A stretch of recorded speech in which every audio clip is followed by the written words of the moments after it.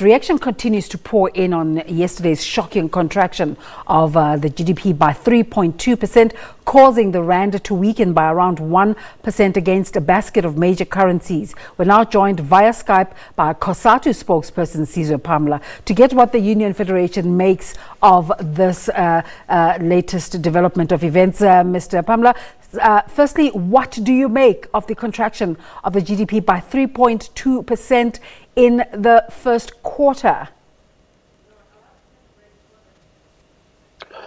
Well, firstly, it's a depressing development, but to say we're shocked will be really lying, because we went to a job summit last year and we went to an investment summit. In both of those summits, we came out with recommendations where government was supposed to then come out with a plan of implementing those outcomes.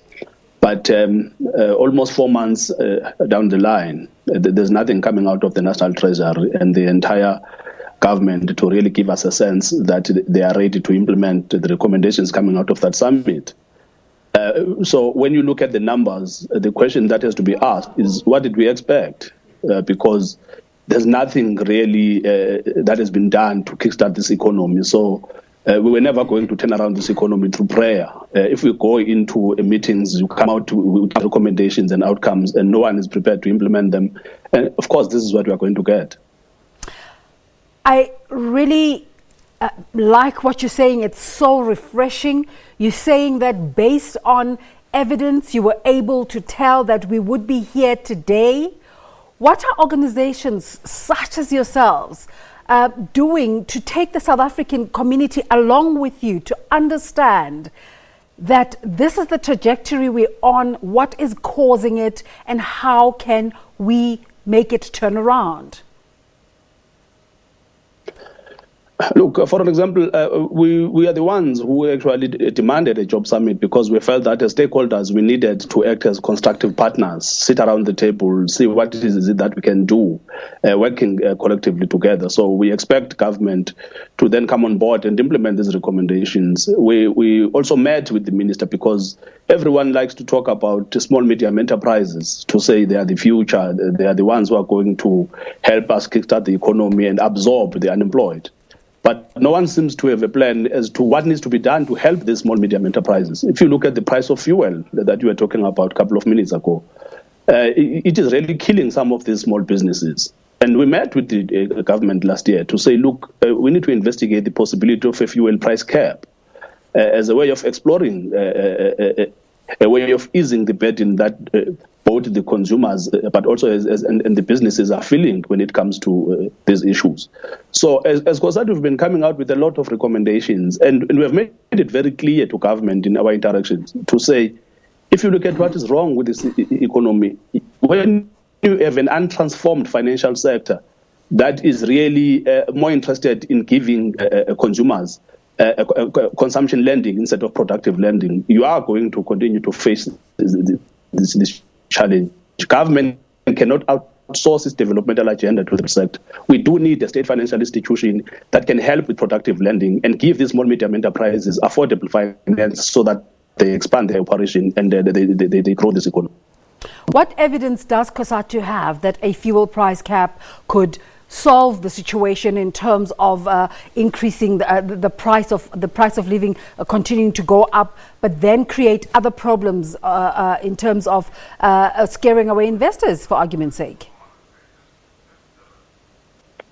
Well, for an example, let us look at the number of people who are employed in this country. We have got 16 million people who wake up to go to work every day. 60% of those people earn less than 5,500 rand a month. And out of that workforce, 11 million of those people are struggling to keep up with their monthly payments at the end of the month. So what it tells you is that you don't have domestic demand, because firstly, people are over-indebted. Secondly, the cost of living is just too high. The cost of electricity, the cost of fuel. When you don't have domestic demand, then you are only dependent on export, which means whatever is it that you produce, it doesn't have a ready-made clientele. So if you have a poor domestic demand, you are dependent on export, and unfortunately, we are not manufacturing enough as a country to say we can compete with other developing economies, to say we are going, even the raw materials that we produce, the Chinese economy has cooled down. No one is buying our raw materials like they were in the early 2000s. So sooner or later, we have to acknowledge that the best way to actually grow this economy is to make sure that the workers and South Africans in general, a majority of them participate in mainstream economy. When you have a survivalist economy that is ignored by policymakers, where rural people and township businesses are not really factored in when it comes to policy development, this is what we are going to experience. So our position here is that people are feeling the pinch when it comes to the cost of living, and fuel is at the center of that. Electricity is at the center of that. If you find ways of actually intervening in both the fuel price and electricity price, then you help the small medium enterprises to be able to expand their operations and make sure that they focus on what we all want them to focus on, which is to grow the economy and create a job. So in your experience, why are policymakers ignoring labor in terms of the evidence-based solutions that you're trying to give to government? Well, they really will have to be the ones who explain that, because everything that we have said has come true. We warned these people when they adopted the Kia policies in '96 that we were going to experience what we are currently experiencing.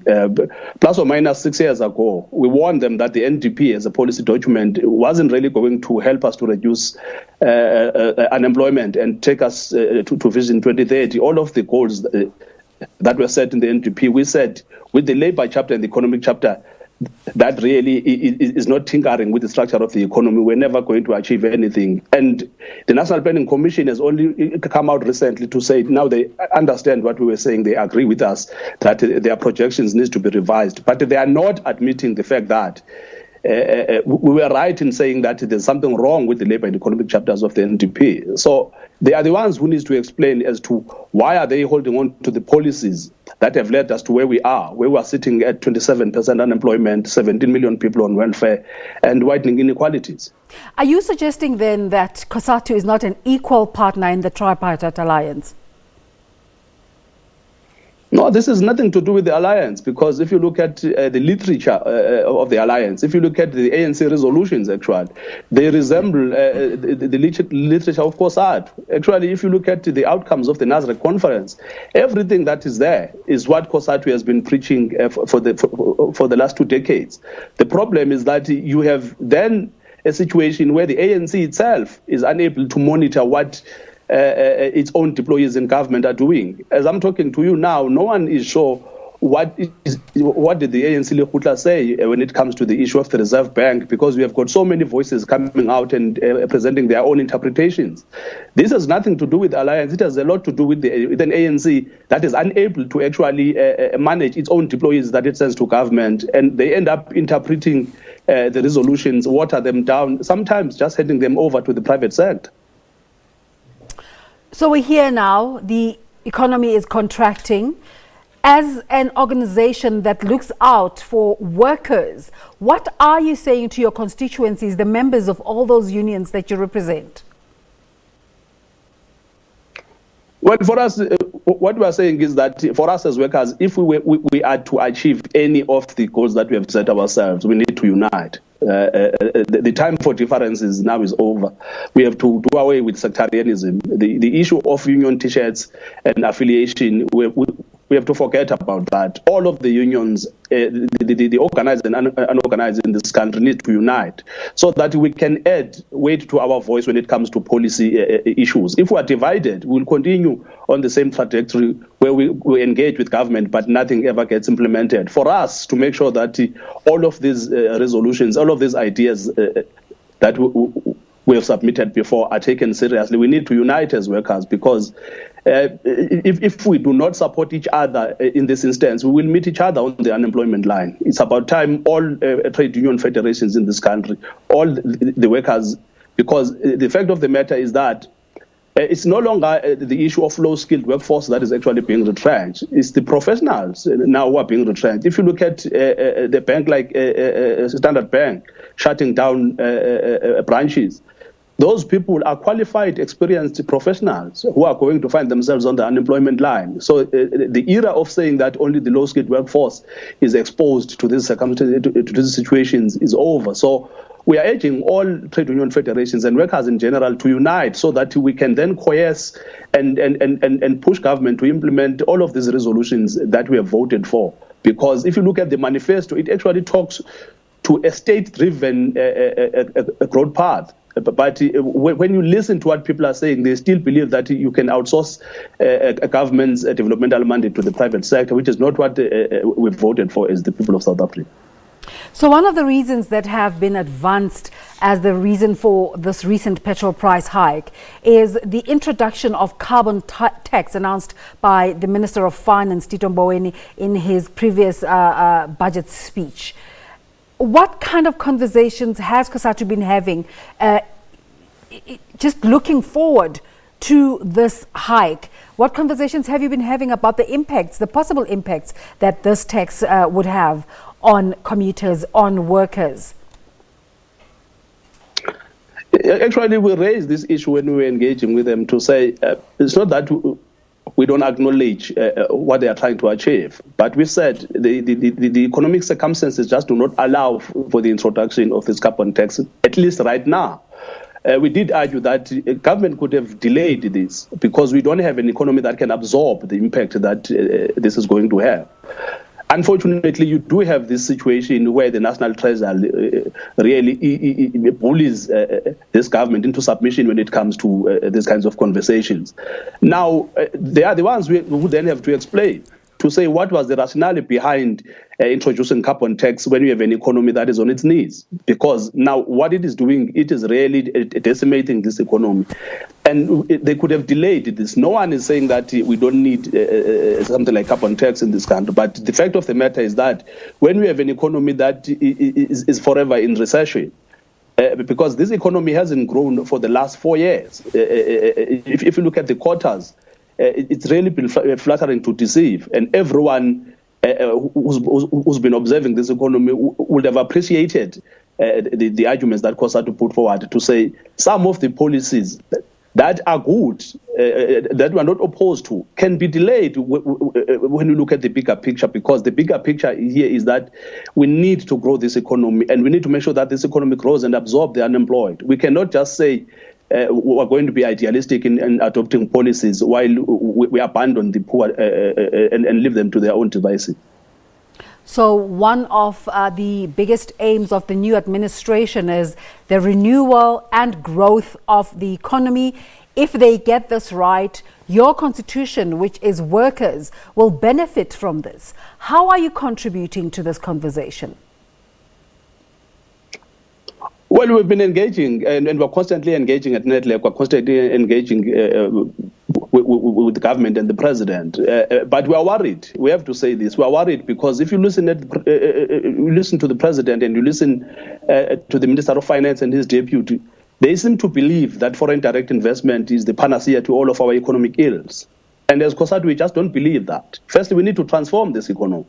And we can tell you now that foreign direct investment will actually stifle the process of transformation, because we are not going to get investors who are going to come in and say, you know what, we understand that you need transformation and we are on board. The first thing that they are going to do is to actually frustrate the process of transformation. They are going to set the kind of conditions that will delay the necessary transformation that we need.